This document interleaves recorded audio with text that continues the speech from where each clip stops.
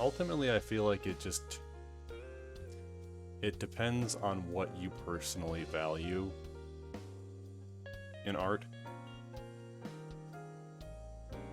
Like, obviously, the fact that people have been having the debate about what qualifies as art for, over 200 years at this point, probably way longer, and we're still no closer to an answer. I think it says a lot about that, but like, again, it depends on what you personally want and value in it. If you think technical expertise and really seeing a vision through to like the most well-researched technical extent, if that's what you personally value, then the Renaissance portrait is on a much higher level than the other example. But if you're going for just,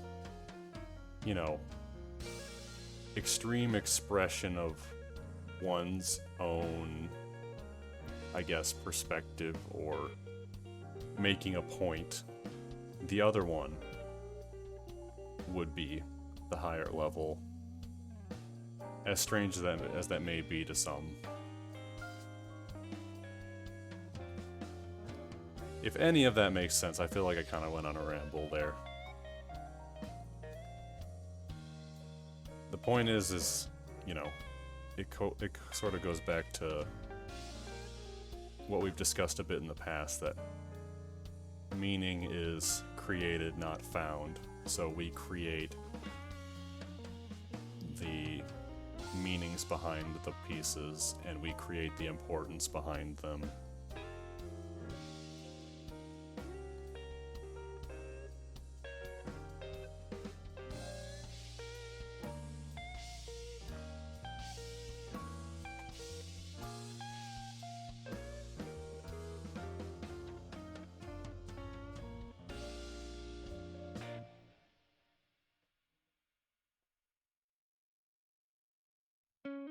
Yeah.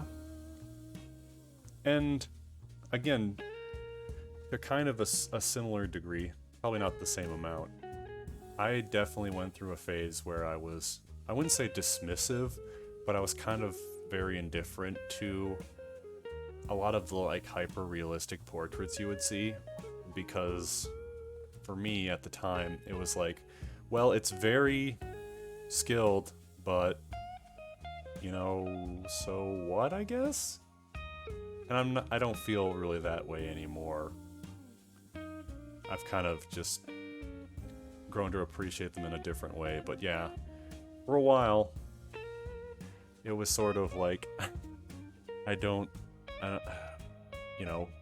it clearly takes a lot of time and patience, and again, I've used this word so many times today, a lot of technical skill, but it just doesn't really do much for me.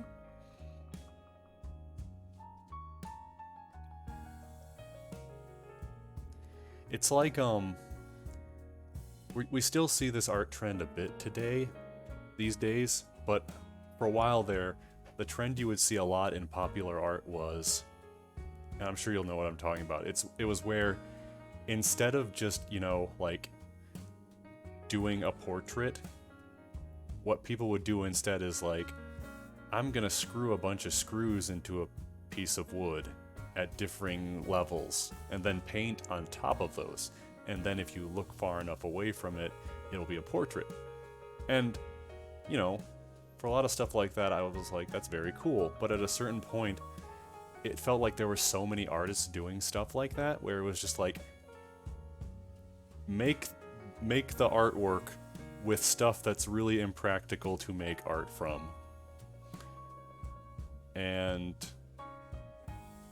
for me, at a certain point, it got a little bit old. Just because it's like, okay, yes, I understand. You made a portrait or a landscape out of trash when people look at it from a certain angle. I get it. That is very cool. And you know, maybe my gripes weren't even with the pieces themselves, because on their own they have tons of merit. They're very creative. But maybe just my gripe was with social media in general, where it was like that just became what saturated all the popular art threads. It's like it wasn't stuff that had like necessarily purity of expression, it was the stuff that followed the trends, which I suppose you could say for any time. So yeah, maybe it was less my gripe with the art that was being made and more of just what was clogging the social media space. I don't know. I suppose just nowadays I just kind of feel like, it's all good. Everything is worthwhile and has its merit. As long as people are out there